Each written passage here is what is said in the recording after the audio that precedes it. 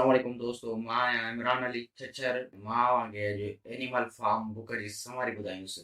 Animal farm book George Orwell लिखियो, जेको 17 अगस्त 1945 में छपियो। हिन नावल में लेखक चवणु छा थो चाहे, हुनजो हिडन पर्पस छा आहे, उहो मां वांगे आख़िर में ॿुधाईंदुसि। हीअ कहाणी शुरू थिए थी मिस्टर जोन्स सां। मिस्टर जोन्स हिकु हारी आहे। हुनजे फार्म जो नालो मुनोर फार्म आहे। हिकु राति मुनोर फार्म में सभई जानवर गॾु थी वञनि था ऐं उहे गॾु थियण खां पोइ हिकु गॾिजाणी कनि था। उहे सभई जानवर ओल्ड मेजर खे ॿुधण लाइ अचनि था। ओल्ड मेजर हिकु पिग सुअर आहे। जेको ओल्ड मेजर आहे हुनजी सभई जानवर इज़त कंदा आहिनि। ओल्ड मेजर जी सोच आहे त सभई जानवर पाण में बराबरि हुअणु घुरिजनि, उन्हनि में को बि फ़र्क़ु न हुअणु घुरिजे। सभई जानवर पाण में गॾिजी रहनि, उन्हनि में का बि लड़ाई न थियणु घुरिजे। उहा ओल्ड मेजर जी सोच हुई। उन खां अलावा इंसाननि जो ज़ुल्म जबर जानवरनि ते न थियणु घुरिजे, उहो मक़सदु हो ओल्ड मेजर जो। उन गॾिजाणी में पंहिंजा वीचार वंडण खां पोइ थोरे वक़्तु गुज़रण खां पोइ हू ओल्ड मेजर मरी वेंदो आहे। ओल्ड मेजर जेका तकरीर कई, पंहिंजा ख़्याल पेश कया, उन्हनि मां सभई जानवर तमामु घणो मुतासिर थियनि था ऐं सोचनि था त असांजो बि अलॻि सिस्टम हुअणु घुरिजे जिते आज़ादु फिज़ा हुजे। असां ते को बि ज़ुल्म जबर ॾाढ कंहिंजो बि न हले। जेकी ओल्ड मेजर जा ख़्याल हुआ उन्हनि खे चयो वियो आहे एनिमलिज़म। ऐं ओल्ड मेजर खां पोइ नेपोलियन ऐं स्नोबॉल सभिनी जानवरनि जा अॻुवान थींदा आहिनि। सभई जानवर इन ॻाल्हि ते मुतफ़िक़ थियनि था त हर हफ़्ते एनिमलिज़म जेका थ्योरी आहे उन ते डिबेट कंदा। ऐं पोइ हफ़्ते खां पोइ हिननि जी मीटिंग थिए थी ऐं मीटिंग में स्नोबॉल चए थो त 4 legs गुड 2 legs बैड। जेके 4 टंगुनि वारा आहिनि उहे सुठा आहिनि ऐं जेके 2 टंगुनि वारा आहिनि उहे ख़राबु आहिनि। इहो स्नोबॉल चए थो, जेका हफ़्ते में मीटिंग रखी वई हुई उन में। ऐं स्नोबॉल जे उन ॻाल्हि चवण खां पोइ उन फार्म में जेके कुकड़ियूं आहिनि, चिकन्स, उहे उन ॻाल्हि ते एतिराज़ु कनि थियूं, छो त जेके चिकन्स आहिनि, कुकड़ियूं, उन्हनि जूं 2 टंगूं आहिनि ऐं जेका पहिरीं बग़ावत एनिमल फार्म में शुरू थिए थी उहा कुकड़ियुनि खां शुरू थिए थी। ऐं पोइ स्नोबॉल चए थो त मुंहिंजो इहो मक़सदु न आहे 2 legs चवण जो मक़सदु आहे इंसान। मां इंसाननि खे चई रहियो आहियां। ऐं पोइ स्नोबॉल चए थो त हिन खे खंभ आहिनि पर फिगर्स उहे बुरा न आहिनि, ख़राबु न आहिनि। ऐं जो जानवरनि जो ॿियो लीडर हुयो नेपोलियन, उहो वॾो ठग क़िस्म जो लीडर हुयो। जेको नेपोलियन जो नज़रियो ऐं सोच आहे उन जो इहो आहे त हू चाहे थो त जे सूअर आहिनि, पिग्स, उहे हर शइ में अॻियां हुजनि, उन्हनि खे अवलियत हुजे। नेपोलियन खाधो ऐं फ्रूट वग़ैरह चोराए ऐं पाण खाए थो ऐं पंहिंजे क़ौम जे माण्हुनि खे खाराए थो, लिकी करे त जीअं जेके सूअर आहिनि, पिग्स, उहे स्ट्रॉन्ग हुजनि, मज़बूत, ताक़तवर। After few days mister Jones वरी पंहिंजे फार्म ते अचे थो, पर हिन चकर मिस्टर जोन्स सां कुझु ॿिया बि माण्हू गॾु आहिनि। ऐं जेको मिस्टर जोन्स आहे उनखे स्नोबॉल पंहिंजे चालाकीअ सां उनखे हाराए थो ऐं जानवर खटी वञनि था। ऐं जेका जानवरनि ऐं मिस्टर जोन्स जे विच में जंग थी उनखे चयो वञे थो दी बैटल ऑफ दी काउशेड। ऐं उन खां पोइ स्नोबॉल चए थो त असीं एनिमल फार्म में विंड मिल ठाहींदासीं ऐं विंड मिल जेका ठाहींदासीं उन सां असांखे बिजली मिलंदी ऐं असांखे जीअं बिजली मिलंदी त असांजो कमु आसान थी वेंदो ऐं असीं पंहिंजे कम खे थोरे वक़्त में थोरी महिनत सां करे सघंदासीं। पर जेको नेपोलियन आहे उहो इन ॻाल्हि ते एतिराज़ु करे थो ऐं इन ॻाल्हि खे रिजेक्ट करे थो। ऐं नेपोलियन चए थो त जेकॾहिं जानवर विंड मिल खे ठाहींदा त पोइ हू खेती कहिड़े टाइम कंदा ऐं जेका उन्हनि जी एनर्जी आहे उहा विंड मिल ते लॻी वेंदी। खेती ज़मीन न खेड़ींदा त खाईंदासीं किथां, असीं कुझु खाईंदासीं न त असांजी एनर्जी लॉस थी वेंदी। ऐं जेको स्नोबॉल जो मक़सदु हुयो विंड मिल ठाहिण जो सोच हुई उन ते ई पाणी फेरे छॾे थो नेपोलियन। विंड मिल ठहणु घुरिजे या न ठहणु घुरिजे, वोटिंग थिए थी। वोटिंग में सभई जानवर स्नोबॉल जो साथ ॾियनि था त विंड मिल ठहणु घुरिजे। नेपोलियन इहा ॻाल्हि चङी तरह ॼाणे थो त जेकॾहिं वोटिंग थी त मां हाराए वेंदुसि, छाकाणि त सभई जानवर विंड मिल ठाहिण ते एग्री आहिनि। नेपोलियन सोचे थो त जेकॾहिं स्नोबॉल खटे वियो ऐं विंड मिल ठही वई त मुंहिंजी इज़त एनिमल फार्म में घटिजी वेंदी। उन खां पोइ नेपोलियन हिकु ख़तरनाक कुता हथु करे थो ऐं स्नोबॉल ते बच करे उनखे उते ई भॼाए छॾे थो। ऐं हाणे जेको एनिमल फार्म आहे उन में हिकिड़ो ई लीडर बचियो आहे, उहो आहे नेपोलियन। नेपोलियन स्नोबॉल खे उते ई भॼाए छॾियो ऐं नेपोलियन उन्हनि सभिनी जानवरनि खे चए थो त अॼु खां पोइ को बि जेको अख़्तियार बेसो बाइसो थींदो न थींदो।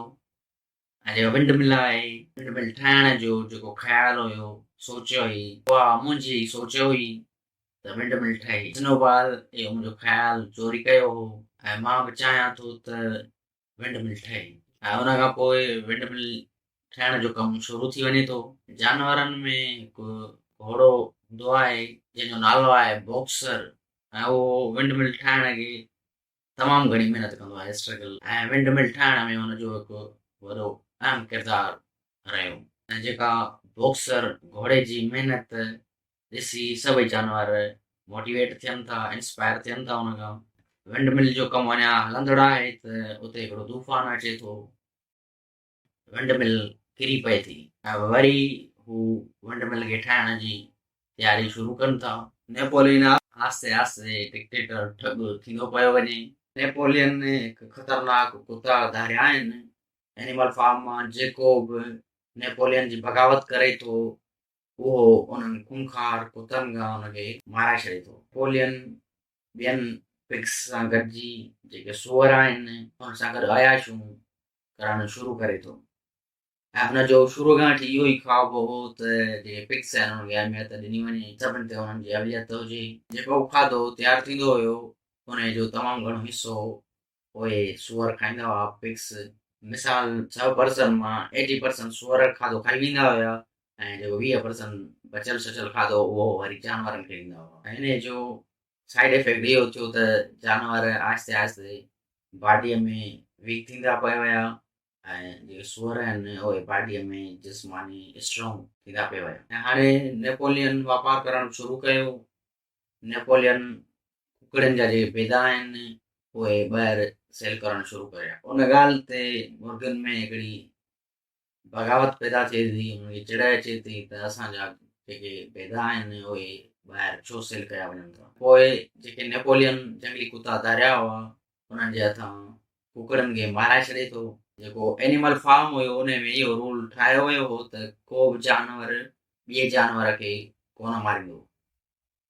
पर जेको नेपोलियन हो शातिर दिमाग़ उन कुकड़नि खे माराए छॾियो ऐं नेपोलियन उन रोल खे थोरो हणी छॾियो। नेपोलियन चयो त हिकिड़ो जानवर ॿिए जानवर खे मारे सघे थो पर रीज़न हुजे, को बि सबबु हुजे त उनखे असीं मारे सघूं था। नेपोलियन फार्म जूं जेके बि शयूं आहिनि उहे सेल करणु शुरू करे छॾे थो। ऐं जेको नेपोलियन आहे उहो फ्रेडरिक हिकिड़े हारीअ सां वापारु कंदो आहे। नेपोलियन फ्रेडरिक खे काठ ॾींदो आहे जेको उते फार्म में आसपास जंग में थींदो हो उहो उन हारीअ खे ॾींदो। पर जेको फ्रेडरिक आहे उहो इंतिहाई ठॻ क़िस्म जो माण्हू आहे ऐं नेपोलियन खे चूनो हणी वेंदो आहे। जेको फ्रेडरिक आहे उहो नेपोलियन खे कूड़ा नोट ॾींदो आहे ऐं कॾहिं पंहिंजे साथियुनि सां गॾु एनिमल फार्म ते हमिलो कंदो आहे।